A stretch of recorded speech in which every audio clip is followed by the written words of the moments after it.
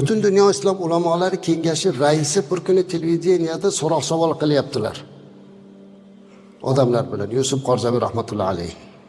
Men o'shanda ko'rib qoldim, to'g'ridan to'g'ri mubashir ko'rsatuv bo'layotgan ekan. Savol berishyapti, u kishi javob beryaptilar. Bir yigit savol beryaptiki, men deyapti, Yevropada ishlayman, musulmon bo'lmagan o'lkada odamlarga tarozida xizmat qilaman. Ular musulmon bo'lmaganligi uchun tarozidan urib qolsam bo'laveradimi deyapti. Musulmon emas-ku. Men qiziqib turibman, qani nima javob berar ekanlar. Alloh rahmat qilsin, endi akademik edilar Yusuf Qarzaviy. U kishi javob beryaptilar, aytayaptilarki, birovning haqqiga xiyonat qilish, tarozidan urib qolish katta bir gunoh bo'lsa, senga shu 1000 marta gunoh dedi. Shuning uchunki seni qilgan harakating milliardlab musulmonlarga beriladigan baho bo'ladi deb. Musulmonlar shunaqada degan gap chiqadi deb. Shuning uchun azizlar, biz ummatmiz. Muhammad sallallohu alayhi va sallamning ummatimiz. Bizning harakatimiz butun ummatga baho. Bizda hech qachon firibgarlik, yolg'onchilik bo'lmaslik kerak. Mana Imom Bayhaqiyda kelgan hadis bor, juda ko'p ishlatiladi. Payg'ambarimiz alayhisolamdan sahobalar so'radilar. Ayakunul mu'mini jabanan. Mu'min odam qo'rqoq bo'lib qolishi mumkinmi dedilar. Rasululloh alayhisolam na'am dedilar. Ha, qo'rqoq bo'lib qolishi mumkin. Ayakunul mu'minu bakhilan.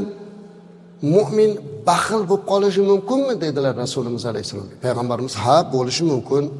Mo'mindan qo'rqoq ham chiqib qoladi, baxil ham chiqib qoladi dedilar. So'ng u yana so'radi, Ali so'rayotgan sahoba. Ayakunul mu'mini kazzaban. Mu'min kazzob, yolg'onchi bo'lishi mumkinmi dedilar. Rasululloh alayhisolam la dedilar, yo'q dedilar. Qo'rqoq bo'lishi mumkin, baxil bo'lishi mumkin, lekin men ummatimdan yolg'onchi chiqmaydi dedilar. Eng yomoni yolg'on azizlar. Yolg'on gapirishlikdan saqlanishligimiz kerak. Hozirgi kunda shunaqa bo'lib qoldiki, firibgarlik uchiga chiqdi.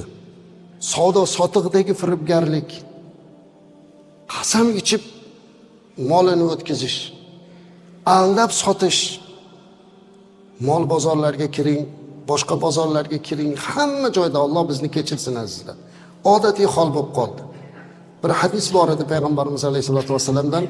3 toifa odamga qiyomat kuni Alloh ularga rahmat nazari bilan qaramaydi, ularga alamli azob bo'ladi degan Imom Muslimda hadis keladi. Mana shundan bittasi yolg'on qasam so'zlab matosini sotadigan odam dedi. Unaqa odamga Alloh rahmat nazari bilan qaramasa ekan, u alamli azob berar ekan. Kim ekan u? Matosini yolg'on sotadigan. Yana qasam ichib qo'yadi. Alloh ko'rib turibdi, Alloh yo'lda u edi, bu edi degan gaplarni shunday gapiradiki, siz ishonib ketasiz. Siz ishonib ketasiz.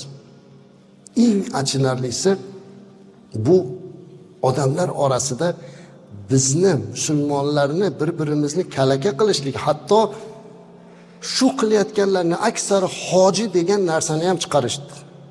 Hammada shu gap bor, hoji akada ular. Bilamiz hoji akalar. Allohning baytini ziyorat qilib kelgan odamni butun gunohlardan xoli bo'lib keldi. Mana nechta hozir ichingizda hoji o'tiribsiz, Alloh qabul qilsin. Lekin bitta ikkitani qilgan ishini deb hamma shunaqa degan bahoga sabab bo'lyapti. Ana shuning uchun ham biz hech ham bir yolg'on ishlatmasligimiz kerak.